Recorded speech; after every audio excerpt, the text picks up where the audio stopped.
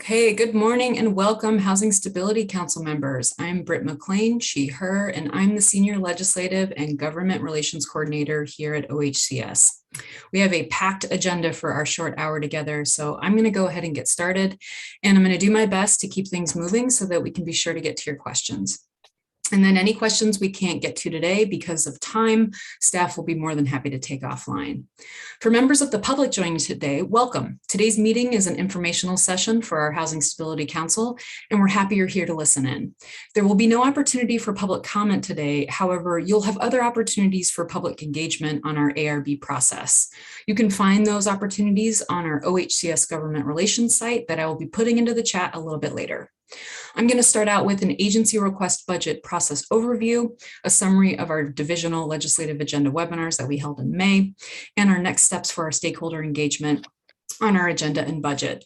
And then I'll finish off with an overview of our agency-wide legislative concept. I'll then turn it over to Chelsea Bunch for an overview of our agency-wide policy option packages, followed by our division directors who will walk you through their legislative agendas.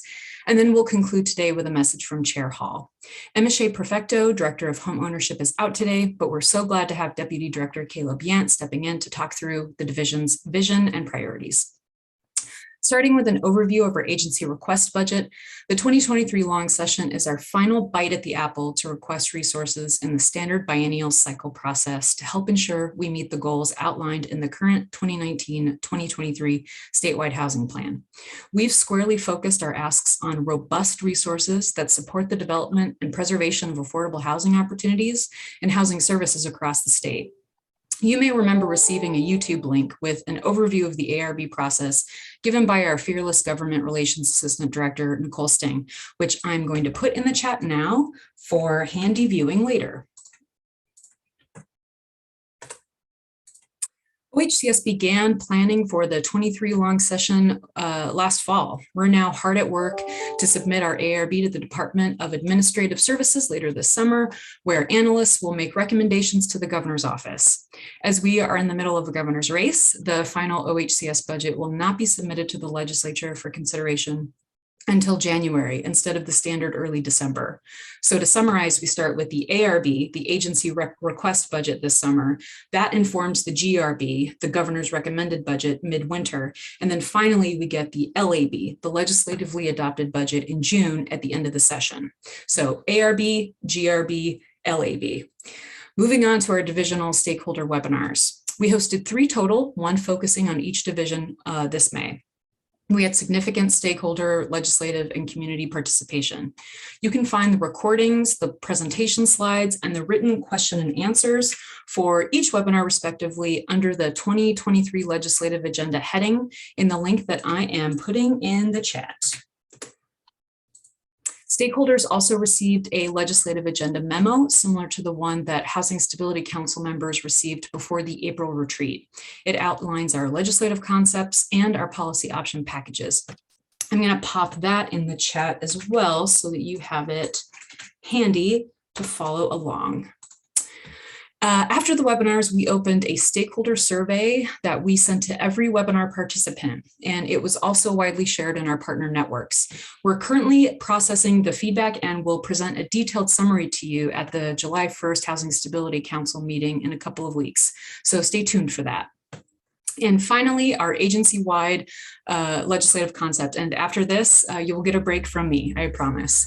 The bill will contain several pieces aimed at clarifying statutory language to improve agency operations. It will provide clarity for procurement purchase authority and how the public contracting code applies to OHCS goods and services. It'll propose revisions to the Housing Stability Council rulemaking role to create more consistency in our programs.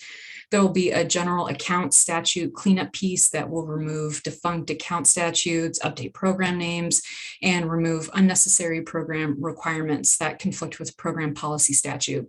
And then finally, there are a few technical fixes to ensure tribal governments are eligible for the general housing account program funds, in particular the capacity building program. I'm going to turn it over to Chelsea now to go over the agency-wide policy option packages. And after, she and I will take your questions for about 5 minutes before moving on to our division directors. Take it away, Chelsea. Thanks, Britt. Good morning, everyone. Chair Hall, Director Bell, council members, really great to see you this morning. Happy Friday. So as Britt noted, we have the opportunity, we've been drafting an ambitious legislative agenda to meet the growing needs here at our agency. One of our statewide housing plan priorities really is to advance equity and racial justice by identifying and addressing institutional and systemic barriers that have created and perpetuated patterns of disparity in housing and economic prosperity. And so with excitement, these agency-wide policy option packages really do align with this year's zeitgeist as an upstream and right-sizing investment package of investments that leads with racial justice and inclusion to support the growth of the agency. So there are two overarching investments addressing infrastructure needs. And then there's one legislative concept to help clarify our guiding statutes that Britt mentioned just a second ago. So just a super quick high-level summary. Our first investment is around improving program delivery and access. And so this includes really more specifically language access, right? And so this is will help this language access policy option package will help us to develop and fund agency-wide support for language access, including contracts with translation interpretation services, culturally specific organizations, and a review and assessment of our existing practices and procedures with the hope that we lead to greater confidence and compliance with federal, state, and ADA requirements. And it also supports unanticipated emergency programs such as wildfire recovery. And so this really gives us the opportunity to bolster our ability to increase language accessibility for our organization.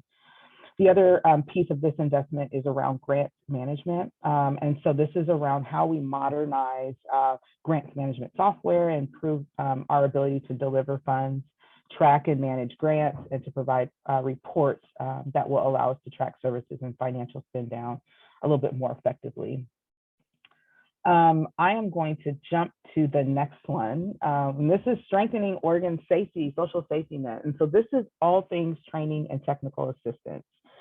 Really excited about this investment, and I'm a little biased because I have the pleasure of leading the work on some of this. But so this investment really does, we anticipate it providing targeted supports and resources and activities to community-based partners, organizations, tribal partners, and stakeholders focused on a multitude of specialized services, skills, and trainings.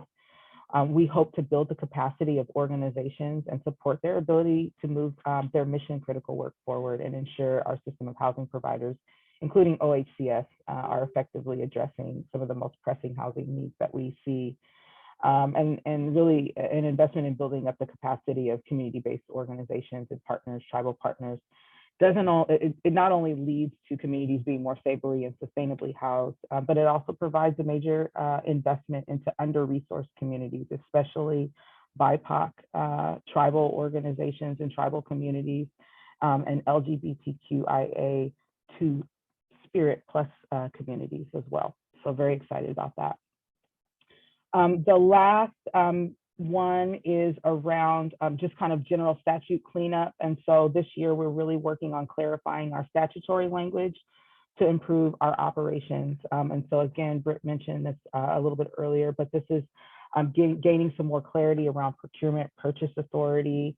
It is revisions to the Housing Stability Council rulemaking role, general housing account statute cleanup, some technical fixes, and clarifying the down payment assistance loan program that includes acquisition and construction of residential housing. So lots of good fixes, which are really, really important to help keep our work moving forward. So that is a high-level, quick overview. And Britt and I are more than happy to pause for a little bit just to take some questions if there are any.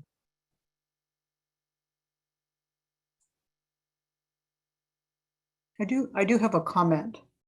I appreciate the mention of tribes in the capacity building fund area. I had spoken with the tribal liaison about that a little bit.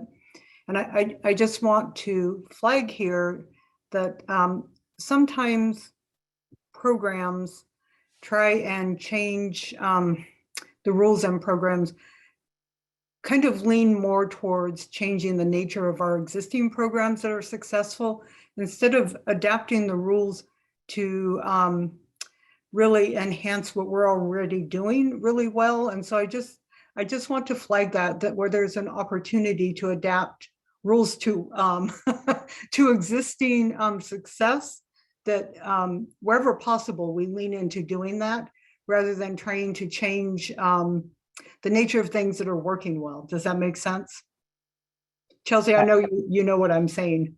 Yeah, okay, thank you. That's what the big smile is for. I 100% hear you, and I really, really appreciate that feedback. And we look forward to having more kind of one-to-one engagement to talk through that a little bit. It's good.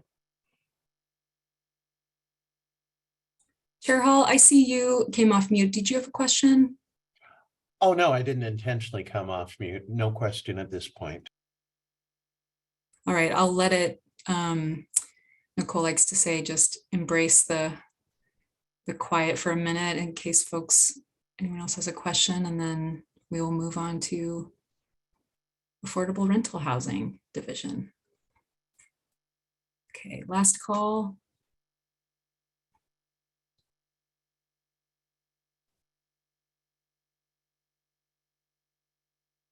Okay, well, we hopefully will have a little bit of time at the end. So Natasha, why don't you go ahead and take it away?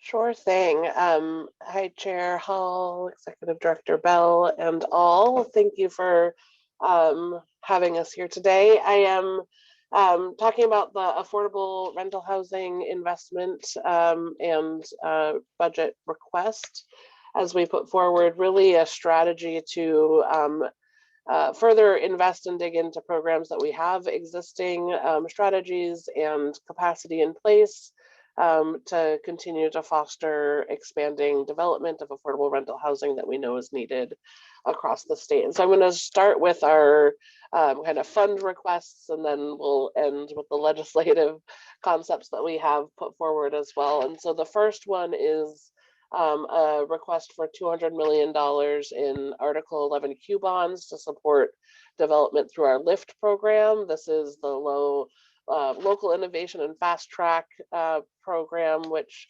you have seen a lot of transactions come through Housing Stability Council, and it has been a very successful effort to fund projects and units across the state, both in urban and rural areas, with a really concerted and deliberate lens on serving communities of color in partnerships.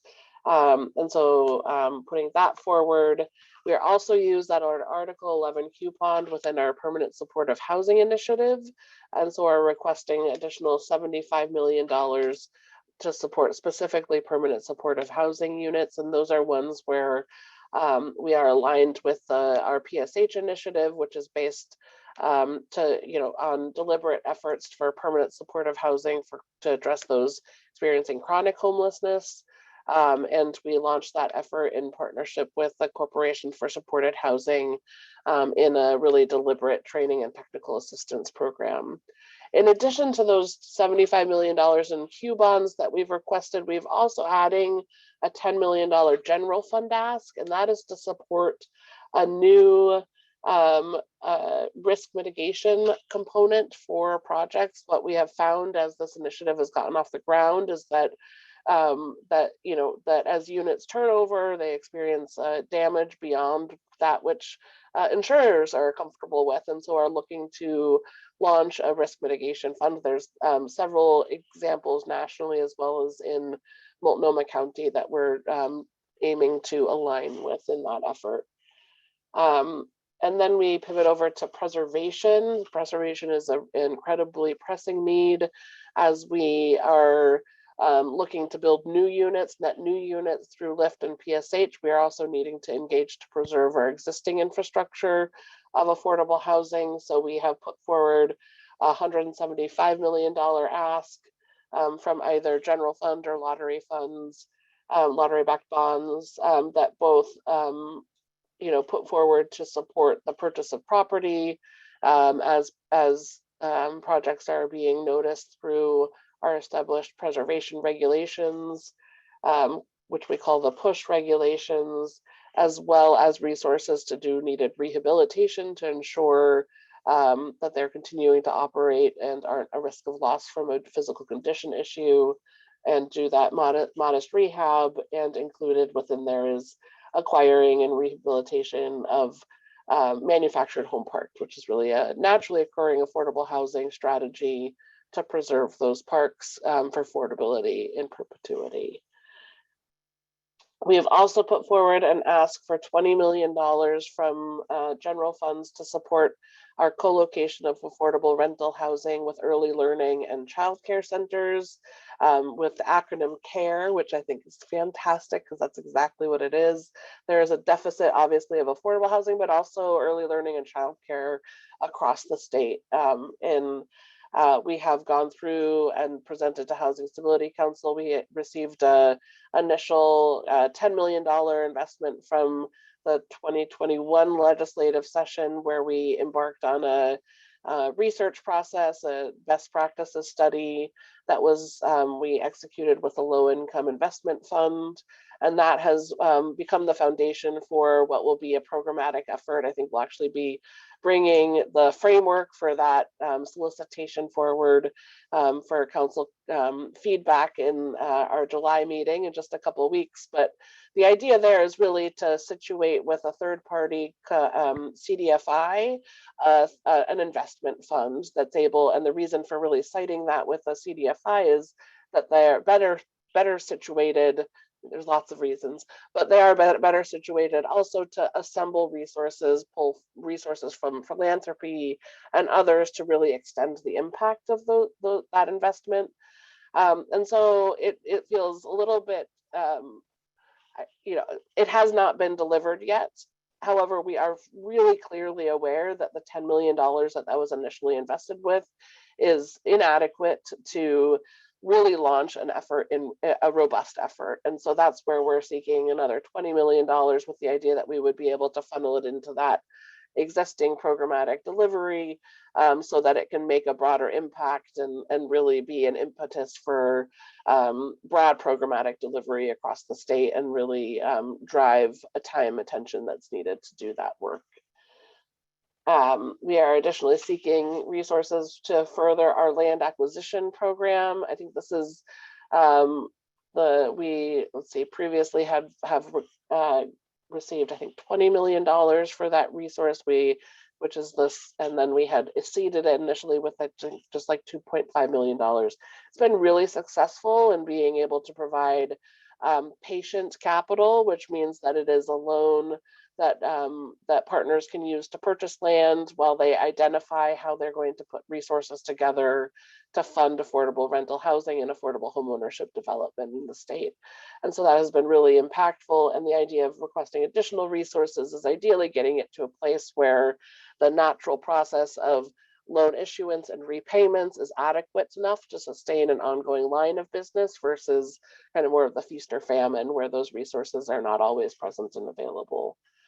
And then lastly is we have the family self-sufficiency ask, which is really a staffing ask to support our HUD contract administration unit, who is responsible for administrating the oversight over the HUD portfolio of projects with federal rent assistance associated, to connect them into the existing infrastructure of family self-sufficiency supports that is in existence already.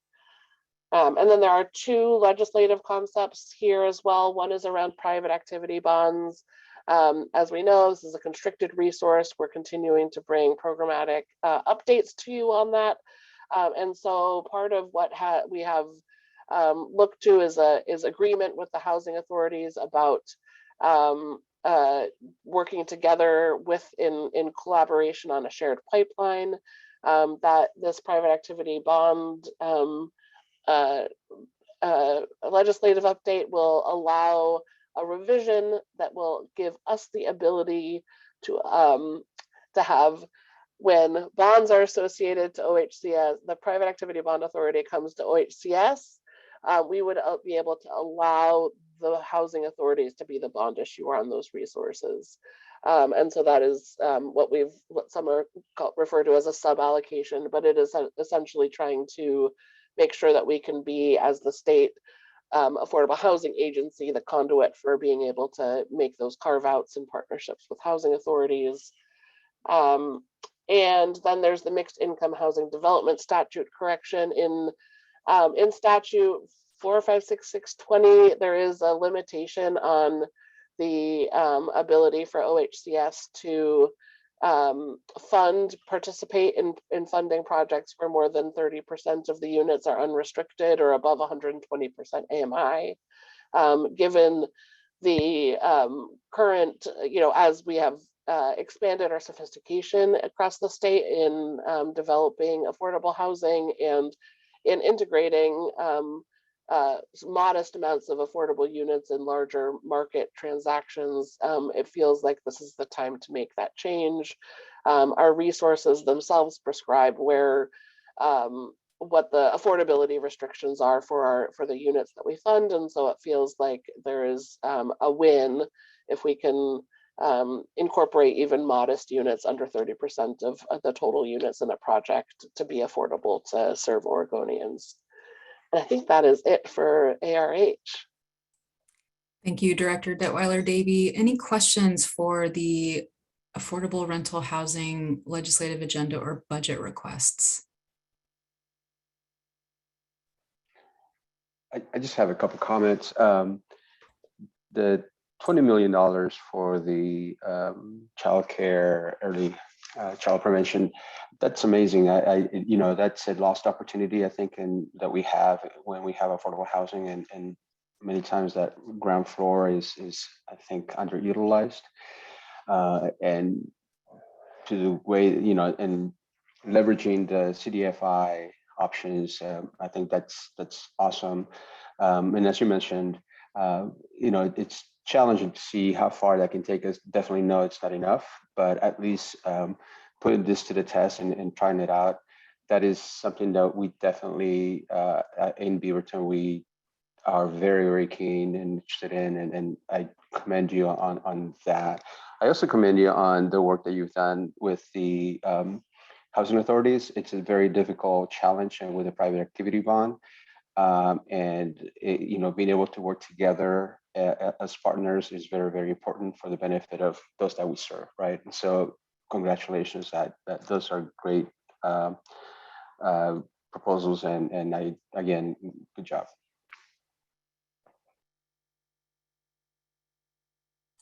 Thank you, Councilmember Mena. Any other questions?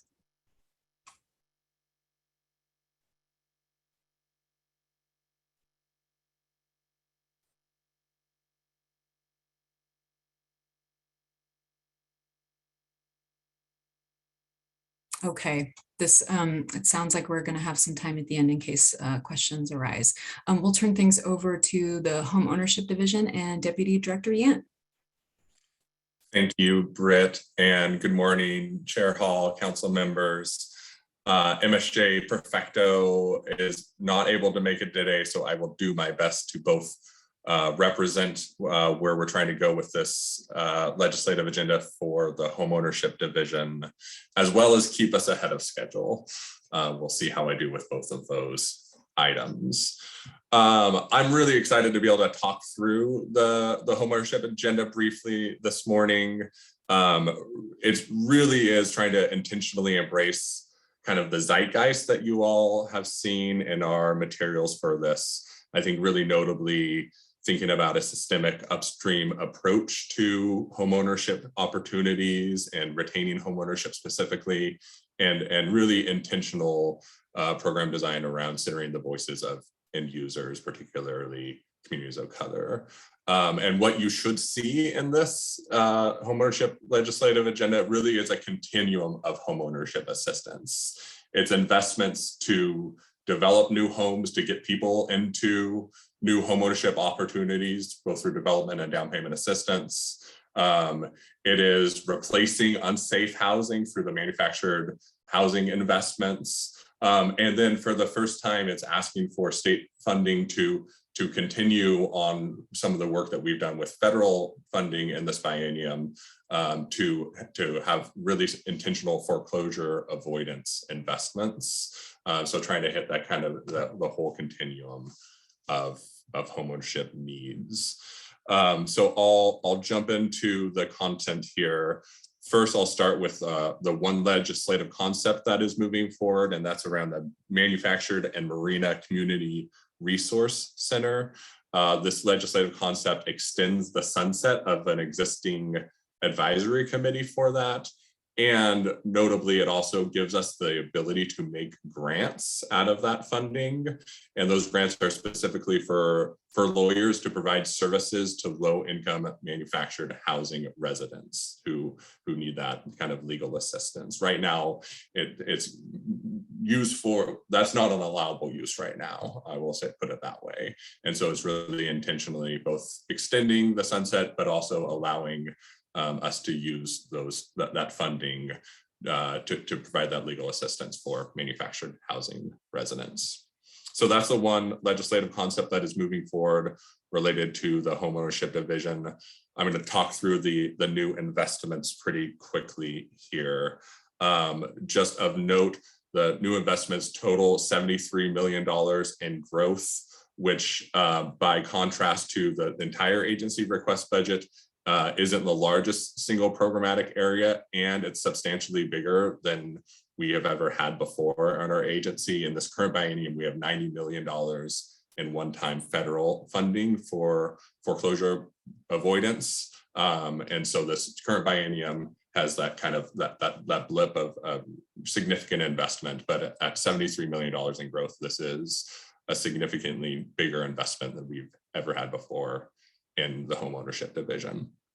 So again, starting with the getting people into homes side of the legislative agenda, there's $25 million of down payment assistance tied to the Flex Lending program. That is a program that the framework has already come to this council. The framework really focuses around kind of incentives and different lending products and flexibilities based off of our equity and racial justice goals and framework. So the council has already seen that framework. This is additional down payment assistance to pair with that to get people into home ownership and have $25 million in down payment assistance for that.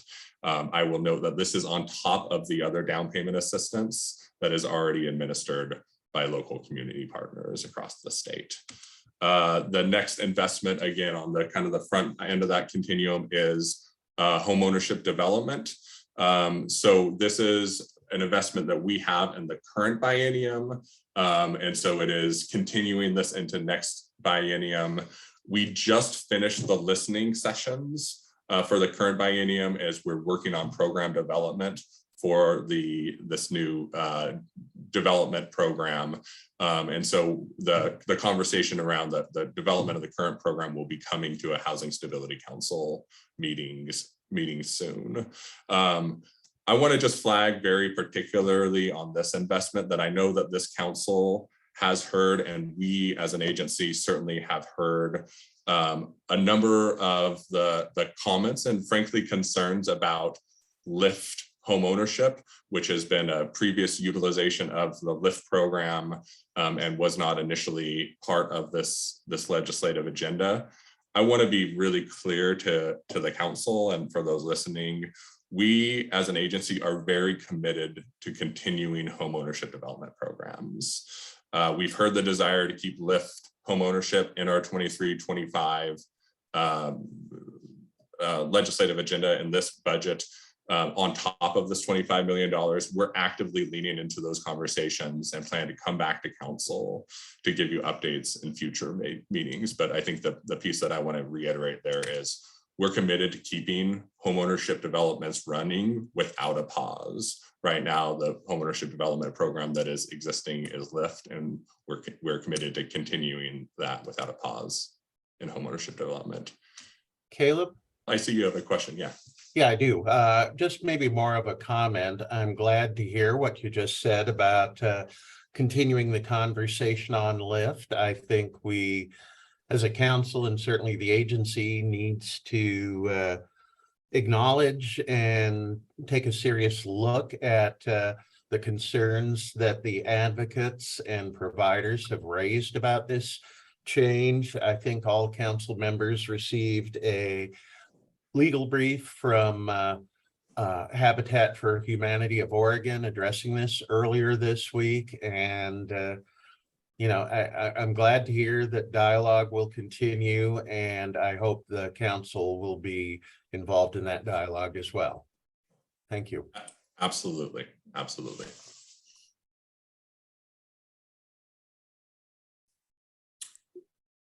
Councilmember DeFontour. Thank you. So I'm really excited to see this investment. As a housing provider, we're always looking for ways to provide housing stability to the people we serve. More importantly, asset building. I think that matters. Home ownership is such a huge component of that, and also of stability. You don't get far in life without shelter. And whenever possible, we lean into that direction and really building capacity with our families. So my comment on LIFT is specifically, well, all of the programs really, if we don't see a lot of culturally specific providers in those programs, we really need to ask ourselves why.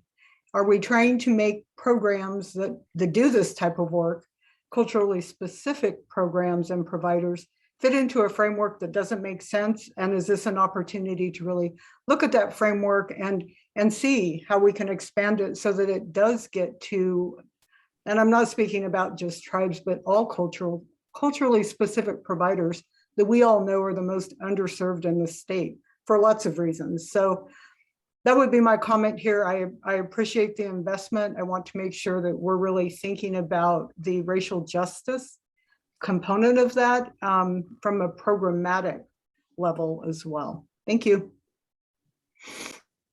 Thank you so much for the comment, council member.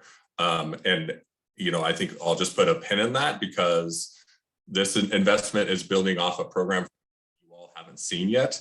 And so that's an opportunity to make sure that we develop from our current allocation of funding to meet specifically, work with those culturally specific providers and make sure this is reflective of the values that we espouse around equity and racial justice. So appreciate the comment. Councilmember Mena.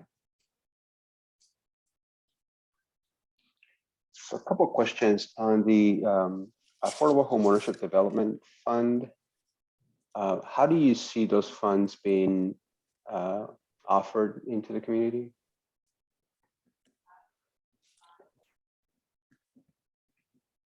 That council member, that is a great question. That, like I said, that program framework hasn't been developed yet. Okay. So we've just had the listening session, so I can't give you an answer on that. I wasn't sure if there was anything there, and I just want to double check on the down payment assistance that's going to be working with the Flex Lending Program.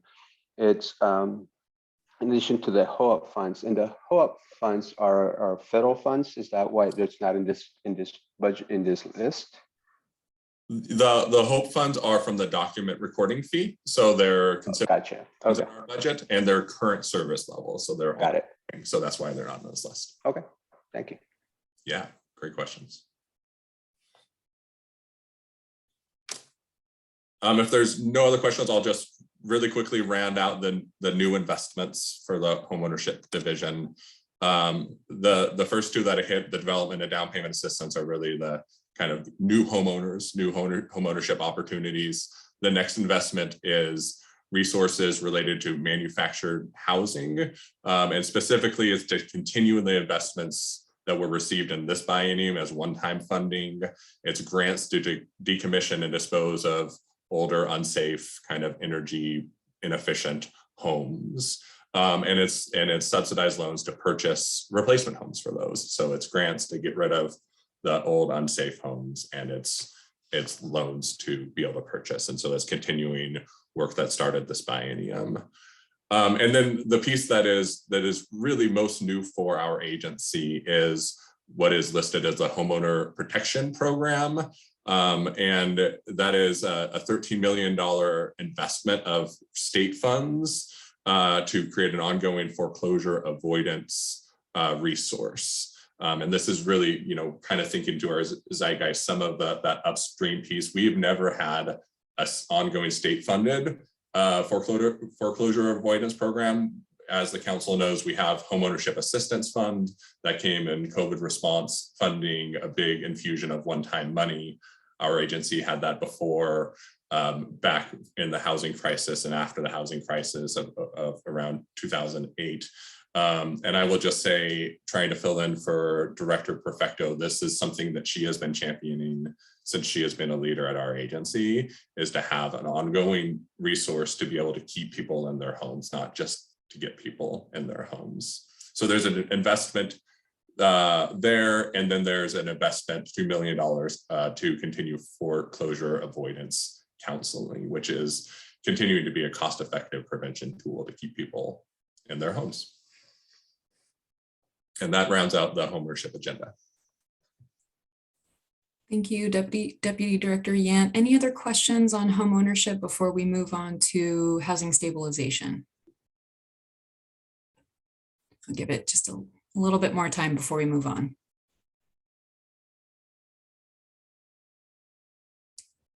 And we are officially ahead of schedule, very surprisingly. So we'll definitely have some time at the end to take your questions if they should pop up.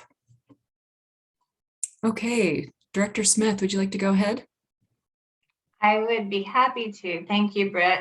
Good morning, Chair Hall, council members, and Director Bell. I'm thrilled to be here and talk to you about Housing Stabilization's ARB, and I think you'll find it very much in alignment with the zeitgeist that was just referenced by Deputy Director Yant.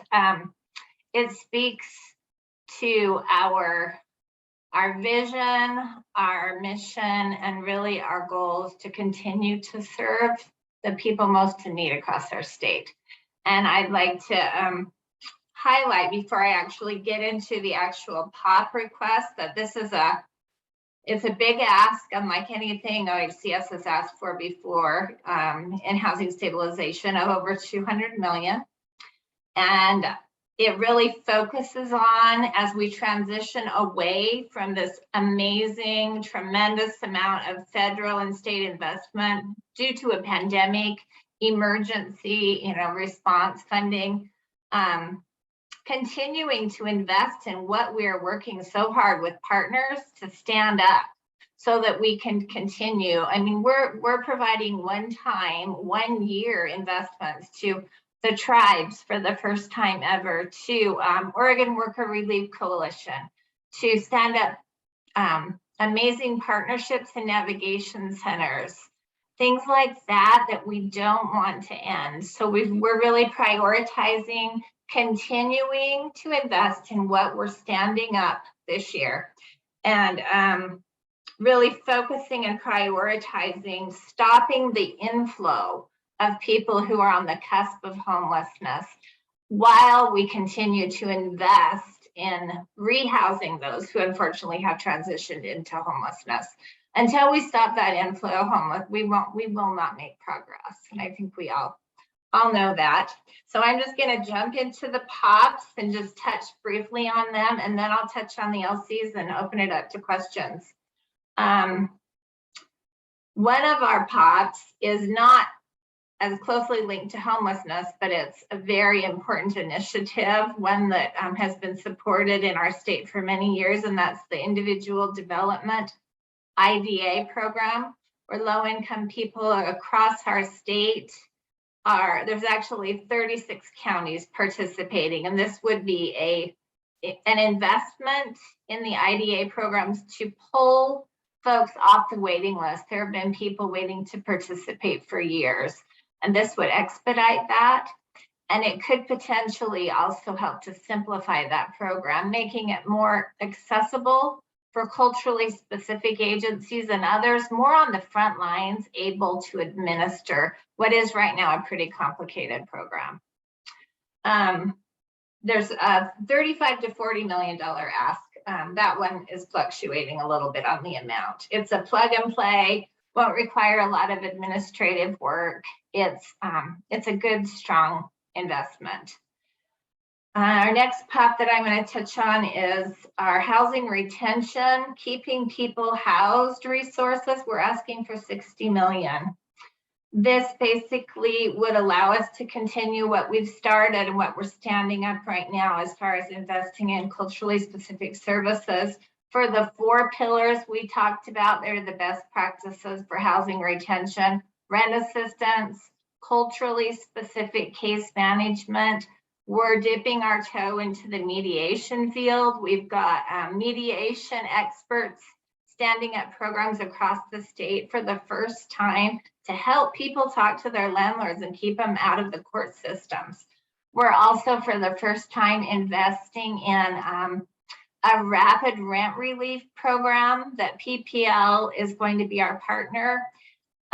We want to keep this going. It will actually help folks who are on the verge of entering the courtroom, or they're actually in the courtroom.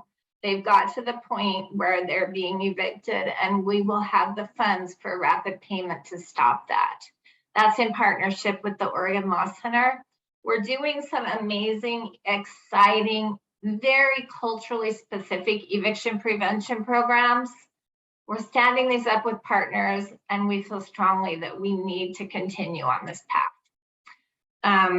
Long-term rent assistance focused on homeless youth and families is also an area that we are standing up the pilot on right now. This was approved right before the pandemic kind of disrupted all of our work. So you're going to be hearing about that pilot and what we're doing with that at our next meeting, actually. We're super excited to tell you about that and get your feedback, your guidance on that. We are asking for $39 million to make that pilot into something that's statewide. It's focused on homeless youth. We've done some analysis, and the need is tremendous. And we'll be talking more about that, like I said, at our next meeting. Shelter investments, I already kind of touched on those. Continuing what we're doing with Project Turnkey, continuing what we're doing, investing in the tribes. Everything I'm talking about, we're being very intentional to listen, to engage with community, and to change the way we've done this work historically. There's a big ask in this category of $70.5 million, and there's a big need. And then finally, in alignment with all of these asks, we're asking for a lot of, state tax dollars. And in response to that, we are committed to improve our data coordination system. So we are now to the point where we're actually going to have access to information on the HMIS, the Homeless Management Information System for the entire state. For the first time ever, it will be instantly updated. I know this is a huge thing. It's amazing. So we're asking to invest $2 million in this because we will be responsible to keep that, operational, to training. We want to bring all these new partners on. Well, there's going to be requirements on these folks, and we need to support them. We need to train them, and we need to be good partners. So we're asking to invest in data coordination through HMIS. And then the LCs, I'll just touch on them really briefly. There's a placeholder LC for, we're anticipating recommended changes coming out of a couple of different, the HB 2100 task force, and a couple of others. The governor is standing up an interagency task force on homelessness. We are just anticipating there will be some changes, and we will need the ability to invest in making those changes over the coming 2 years.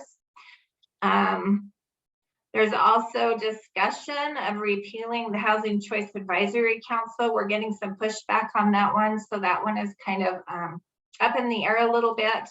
We're negotiating that with partners.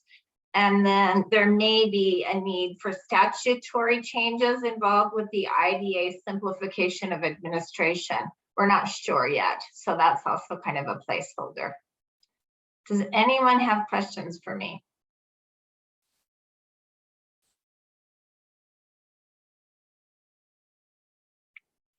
Oh, I have a question.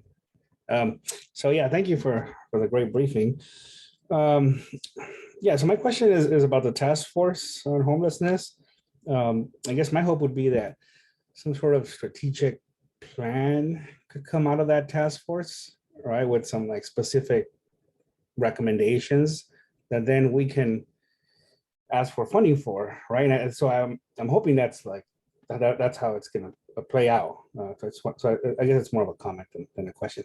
And then my question about this data system: is there a way? Is this system gonna help us understand whether we're actually improving the situation at the state, in terms of lowering homelessness at the state level?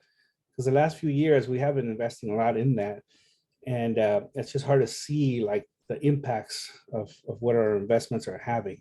And so I'm just wondering if we're going to be able to do that through that system, or are there other ways we can do that? The answer is yes, we should be able to do that through our system.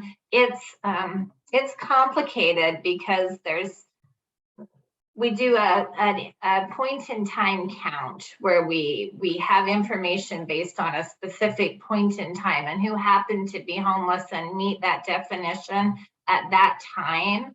And then we also have a lot of information from our homeless management information system about people that are waiting. They're on a waiting list, waiting for help, that are homeless. So we're on the cusp of actually knowing statewide who is on that waiting list. It's not completely accurate, but we will be able to, by name, see those folks. We'll be able to see if there's duplication across the state. We'll be able to understand who's placed. The piece that we don't understand as much as the folks that are out there on the verge of homelessness, moving into homelessness, because it often takes time for those people to get to the point where they're seeking assistance. So that's why we're really trying to invest in eviction prevention. But yes, we will have a dashboard. We're committed to having a dashboard where you could go on and see how many people have been housed as a result of these investments. And hopefully we'll figure out a way to more accurately show the status of homelessness across our state. We're working on that as well. Okay, perfect. Thank you so much.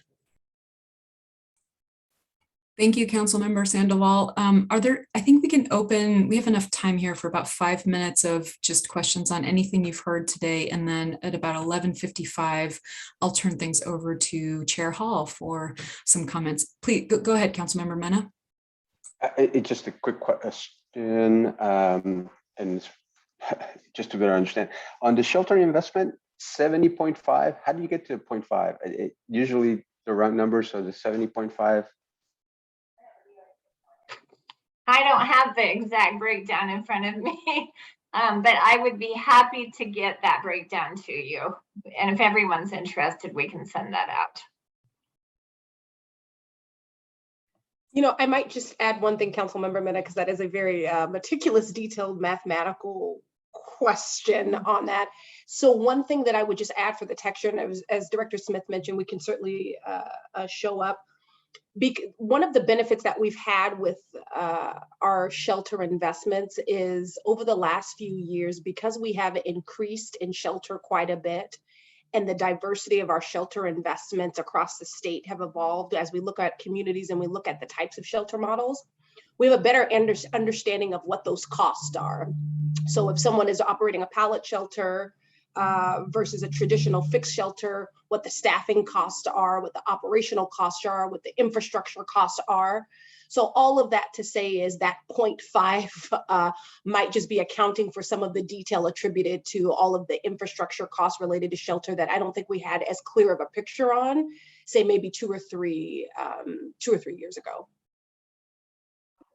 That's great, and I think it proves the amount of work and effort and analysis that's been done on this budget request. So it was just different from everything else. So thank you. Councilmember Lee, go ahead. Thank you. Sorry for being late, and I appreciate all of the presentation I got to hear, and assuming that everything before was just as spectacular. I I want to come up a level of elevation, and I think this is feedback that I've given along the way. I think the specifics, as I can understand them, there are a lot of them, have been thoughtfully construed and thoughtfully addressed, and I appreciate that, and I leave that in the expert hands of our staff. I hope that as we continue to grow and mature as a council, that we're able to offer some sort of policy directional advice before the specific programs and the legislative concepts and the POPs start to get put together. Because again, I think if we can talk about the what as a council, the how, of course, we all have ideas about that, and the how is really in the hands of our professional staff people. So in that vein, the three things I would like to hope that for this budget, and this budget season, and for coming budget seasons, we can articulate and tell a story to both ourselves and the communities across Oregon about how this budget meets our asset building goals. So that's goal number one, right? How is everything that we are proposing that is new or refined or remade driving us with an incredible clarity towards asset building for everyone, and particularly Black, Indigenous, and people of color communities and households, right? So that's for me is job one. Job two is how overall is the strategy of every single specific thing we've just talked about in alignment with our racial justice and equity goals, right? How is this, and Natasha, I'm thinking about, is it meeting, is it furthering, is it's not yet begun? How is what we're doing overall as this package furthering and pushing our racial justice and equity goals? And then the third quality that I would like to see us be engaged with and tell the story about is how all of this is part of our efforts to make things 10 times better in our communities, not simply 10% better. We in government are really good at 10% improvements, and those are wonderful and they're important. We often lose sight of what would be 10 times better.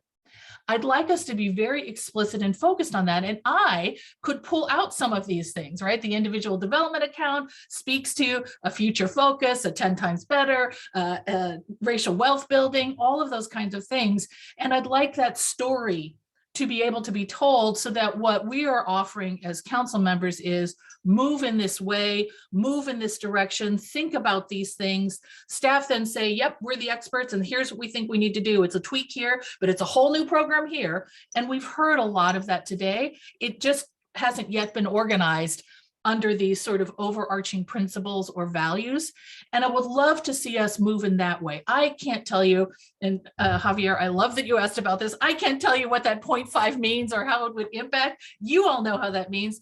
And I know what that whole program does or could contribute to these three overall or overriding priorities that, from my perspective, are ones we should be endorsing not only as the council, but also as the department. So that's my overall feedback, and I appreciate all the work. I appreciate all the effort that you all have made to try to get us up to speed on this. And I'm asking for us to come up a level. Thank you. Thank you, Councilmember Lee. Councilmember Sandoval, go ahead. Yeah, I would just say that's excellent. Those are excellent comments by the councilwoman.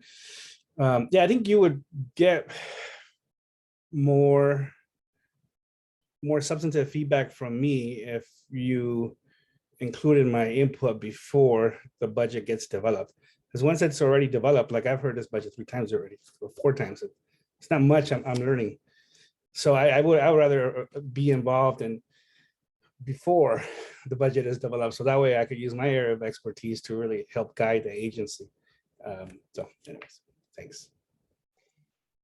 So Britt, if I may, and I want to be respectful and mindful of time and any other hands that may be up. This is great. We appreciate everybody making the time. This is, I know everyone's plates are full. This is helpful for us, helpful for all of the folks who are here, all of our teams behind the scenes that are listening and are rapidly probably taking notes to really take this back and think about it. Just a couple of remarks, and then I'll maybe just very briefly, Chair Hall, turn things over to you if there's any sort of last comments to leave you with.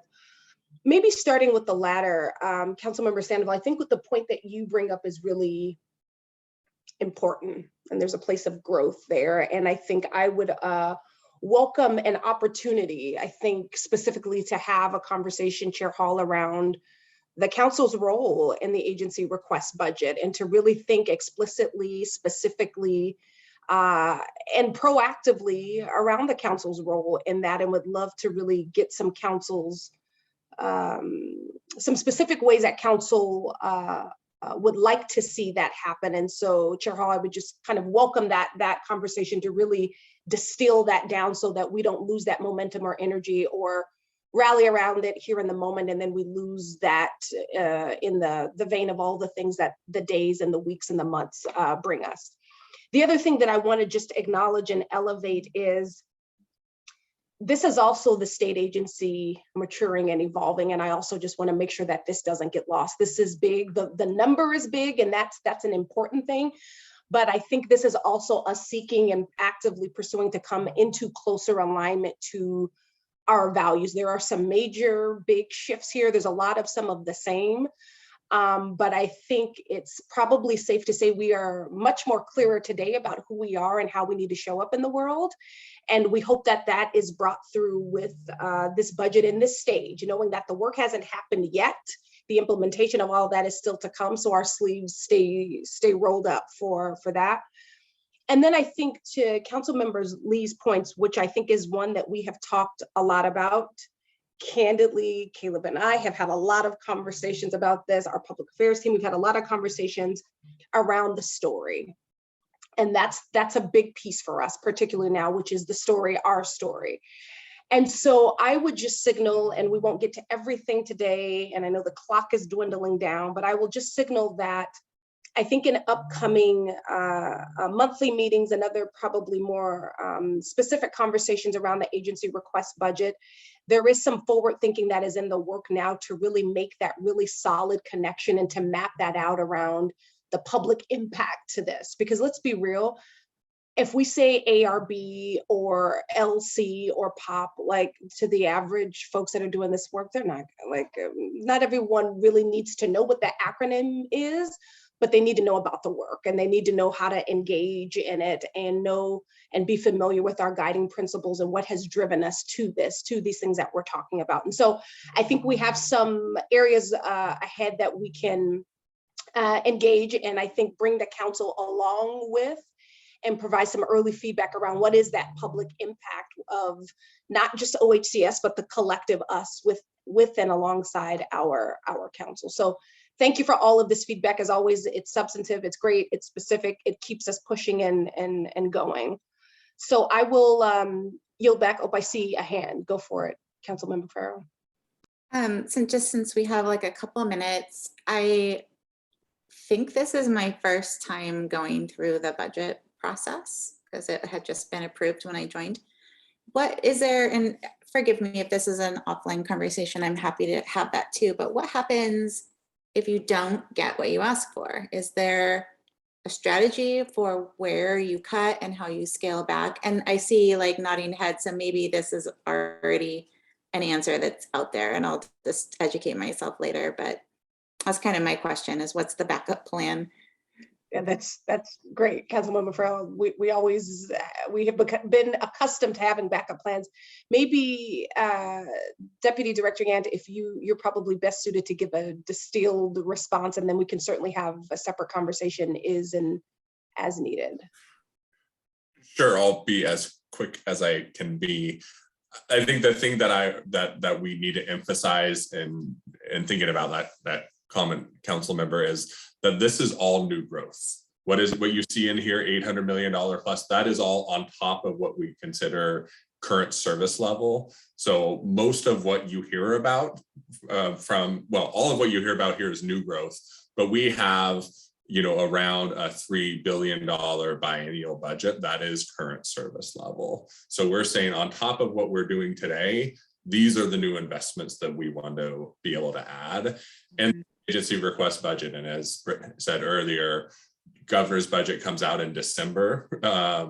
Whoever that governor is has to create a balanced budget given the economic climate at that time. And then of course it goes through legislative session. So through all those conversations, that's where will understand as different investment levels go up and down, and can keep you all engaged as our council to make sure that as we say what we want our priorities for new investments to be, it is most reflective of the advice that you have for our agency.